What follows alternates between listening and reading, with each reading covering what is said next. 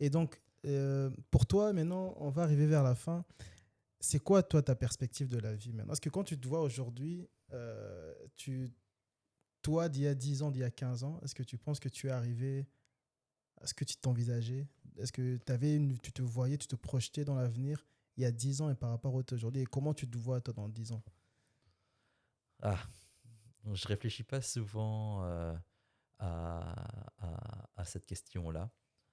Euh, Moi, ce que je pense important, c'est que je continue à apprendre. Mhm. Ça peut être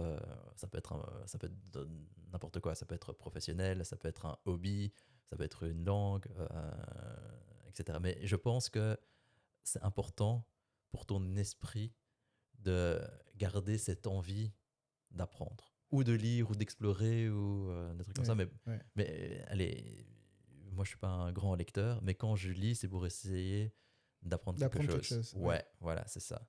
Donc, je vais bientôt arriver à la quarantaine. Oui. Euh, j'aimerais, on va dire, continuer à avoir cet effet de surprise. Je dis, ah waouh, en apprenant. Là, par exemple, allez, on est en début d'année, hein, 2026, on parle souvent des résolutions en début d'année. Oui. Euh, et donc, tu vois, on peut dire, tiens, on va essayer de mieux manger, on va essayer de faire du sport et des trucs comme ça. Je, Moi, je fais déjà du sport, donc du coup, ça, c'est pas vraiment une résolution. J'ai pas envie Oui. d'avoir un objectif en particulier. Je veux juste simplement faire du sport. Oui. Bien manger, bah voilà. Par rapport à avant, bah, je réalise que voilà, je résiste moins bien à l'alcool qu'avant. Et je remarque que quand je mange un peu moins le soir, bah, je me sens tout aussi bien le Le lendemain. Je suis lendemain. pas affamé non plus, Oui. tu vois.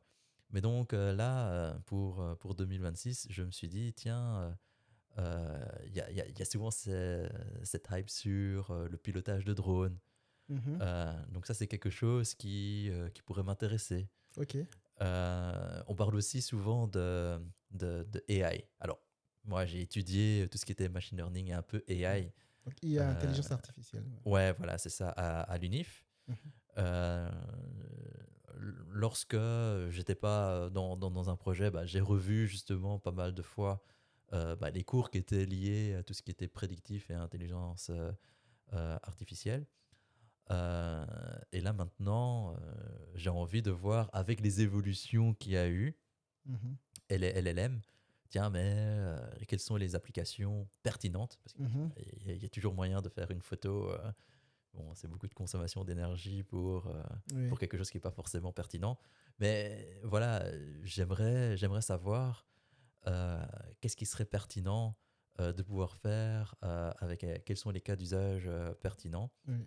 Et ça m'intéresse aussi de voir, mais bon, ça c'est tout un sujet, mais j'écoutais des podcasts euh, où on parlait des jeunes. Aujourd'hui, les jeunes, ils vont s'informer via des vidéos sur TikTok, sur de l'investissement par exemple, ou bien ils vont faire des recherches non plus sur Google comme nous on pouvait le faire, ou sur Google Scholar, moi je me rappelle que je faisais ça, mais ils vont directement ben, générer une réponse via ChatGPT ou une alternative. Oui. Et j'ai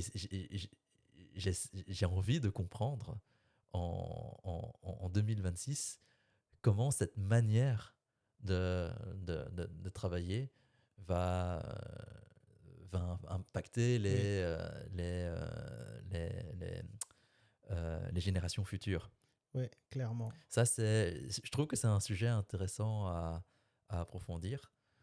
Euh, Parce que, allez, moi, ayant étudié, on va dire, comment enfin, le prédictif est un peu AI, je sais comment c'est construit Oui. sur des bases statistiques. Oui.